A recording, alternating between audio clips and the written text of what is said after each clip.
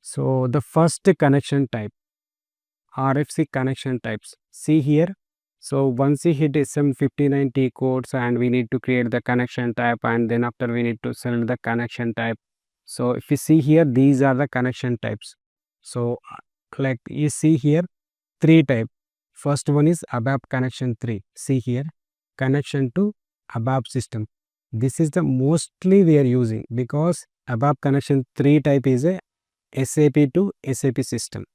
It's like a SAP to SAP system communication purpose. This connection type 3 is we are going to use. The purpose, connecting to another Abap system, ECC, S4, not only Abap, like we are having so many SAP modules that we are calling it as a SAP to SAP communication purpose. We are using this Abap connection type as 3. See here, connection to Abap systems. And details. So what are the details required to target SAP client number? So what are the required details? Target client number, host, system, number, and typically an RFC, username and password. So these things we required for Abap connection. And when to use? The default, it is the default SAP to SAP communication purpose. You're using this Abap connection type 3. So for this Abap connection type 3, for example, so gateway, like by using this SM59, anyway, we are going to establish the connection with a RFC call, right? Remote function call. So for example, I'm taking system A, system B. So system A we are having with the client number 143 and system B is holding with the 777 client. So this is 143 is our source system, 777 is our target system. So the connection type, so we discussed with the Abap connection type, the 3 type. So we need to maintain the source system details here. So for any gateway, we need to maintain the source system information in SM59. See here, this is my source system is 143 and next one is 777 is our target system. So what we are going to do? So we need to maintain the source system details into the target system. So that is what, right? RFC. So I'm hitting SM59 in 777 client. That means target system. You just hit the T code and then after we need to create the RFC and then after we need to give the destination. So this is RFC destination. That means like we need to maintain the source system name to identify the system with the name. So with the destination we are going to give the. So what is the destination? That means where it is coming from. So the route is like, so source system information I'm going here. 143 it is AP5. I'm giving same like this. To identify easily I'm giving 143 client and AP5 is our application SID. So this is our destination. And now comes into the picture the connection type. So we discussed the connection type is 3, right? So connecting Abap system, that means SAP to SAP system. So this is SAP system only, this one is also SAP system. So that is why I'm taking the connection type as 3. So I'm just giving the description is test RFC. I'm giving like this. So after giving this information, it is not going to be enabled. Actually, we need to fill the information about the technical settings. In the technical settings, we need to provide the host, target host information. So what is our target? By sitting in the target system, what is our target? Because we are logged into the 777 and we need to maintain the source system details. That means, so what is our target here? The source is our target. That's what we need to maintain the source system details here. 30.23. So what is the instance? 05. Log on and security. We need to provide the source system information. English, EN, the client. Which client we are copying? 143, right? I'm giving the username as DDIC. If you have the username, whatever the user is having, you can give that username and password. So after giving the information, you need to save. See here, the destination 143 API file is saved, that's it. So now we are going for test connection test. It should be come like this. So the result should be the data transferable. It should be like it giving the response in milliseconds. So it should be, the response should be like this. If it is not coming like this, so it is hit by some errors. So for that you need to troubleshoot. Where you are going to troubleshoot? So you just command technical settings. You need to provide the right target host information, the instance number, and as well you need to take care of the client number, the user and password. So these things we need to check in the connection type 3, right? And after successful connection test as well, we are having in RFC authorization test. This should be also like this. It should be come like this. The response should be in milliseconds only, and it should be come like this. If it is not coming, and we need to go back and change the settings, technical settings, log and security. These two things are very important in connection type 3, that is SAP system to another SAP system. That is what connection type 3. Next, HTTP connection to external server, that is G, indicating with a G. HTTP connection to external server, that means browser, HTTP, HTTPS. So we are using browsers. So like after entering some website here, we are going to connect another system. That's what. So the purpose is HTTP connection to external system. The type is G. See here, you can find here HTTP connection to external server. Connecting to a non-SAP web service or HTTP endpoint. So what are the details? Key details is nothing but what are the details we are going to fill. So if you select the connection type as G, so we need to provide the HTTP or HTTPS protocol. So this protocol is actually used, we are not going to give anything, and requires target host URL. So we need to provide the target host URL name and the service number, that is nothing but port information, and the path prefix, and often basic authentication. That means, so previous we are using the SAP client username and password. So here it is asking for the basic authentication of the service, web service or HTTP endpoint. So we need to provide the for basic authentication username and password for that, and or else you can use the SSL client certificates. So when to use? When we are going to use this HTTP connection to external server type G for integrating with the cloud applications, custom web services, or any system exposing HTTP APIs. So let's see about this. So just to create, I'm just giving the connection type is test only. I'm selecting the connection type as, so the G, right, HTTP connection to external server.